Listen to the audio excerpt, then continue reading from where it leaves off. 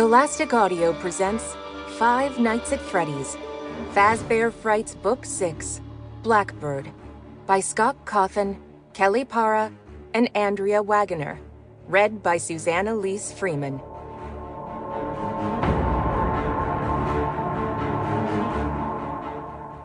Nole stopped just outside the doors of the cafeteria and stared down the hall. He looked the other way, too, and then he turned to look behind him. He rubbed his eyes and checked the area again. Nothing was out of the ordinary. Dirty beige floor, pale yellow walls, posters vying for space on an overcrowded bulletin board that ran along the wall, a few students strolling in and out of the cafeteria. Nothing to see here, folks. Yeah? So why was Nole sure he'd just spotted something big and black flutter around the corner at the end of the hall? And what was that noise? Nole tilted his head and listened. It sounded like a rhythmic rustling, a sort of whispery sound like wet feathers being dragged along the floor. Nole trotted out of the cafeteria building, stopped, bent over, and took a couple big breaths of fresh air outside. "You okay, no?" Nole looked up. One of his frat brothers, Steve, stood at the bottom of the stairs, his arm draped around a pretty red-headed girl. "Yeah, I'm fine."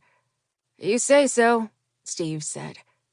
Nole lifted a hand, and Steve and the girl wandered off.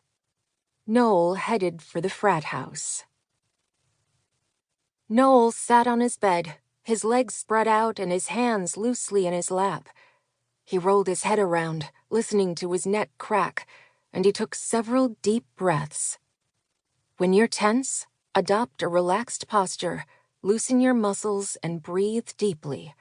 His mother taught him when he was little and was really worked up about something. Tell your body how you feel, and it will come along for the ride. Usually that worked pretty well, but not this time, for good reason. This situation was a little beyond old-school relaxation techniques. Between leaving the cafeteria and getting into this room, Nole had seen something, not someone, but something, following him 4 times. 4 times. Something. But what? 4 times Sam heard that weird sound, a cross between the sound of the wind and a fluttering noise combined with regularly spaced airy thumps. No matter how many times he tried to tell himself he was hearing some kind of mechanical contraption or some sort of air conditioning or fan unit attached to one of the buildings on campus, he couldn't convince himself of the lie. The truth was that he was hearing the sound of feathers, lots of them, brushing over the ground and grazing the edges of trees and buildings. It might have been easier to believe his lies about the sound if he hadn't also seen a mammoth lurching swell of feathers rippling just at the edge of his peripheral vision.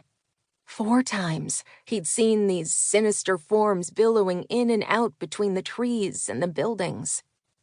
Well, seen was a bit of an overstatement. He actually wasn't sure about what his eyes had told him. The word seen implied a direct vision of something. Nole hadn't had that. He'd had this idea of seeing something. But the more he kicked around the idea, the more he became convinced he had seen something. Something had toyed with his senses, something just beyond the reach of confident visual surety. That something had been massive, black, and feathery. And there it was again. A large shape darkened Nole's small west-facing window, blotting out the sinking sun for just an instant. Nole only caught it out of the corner of his eye again, but it was there. Nole bent over and put his head in his hands.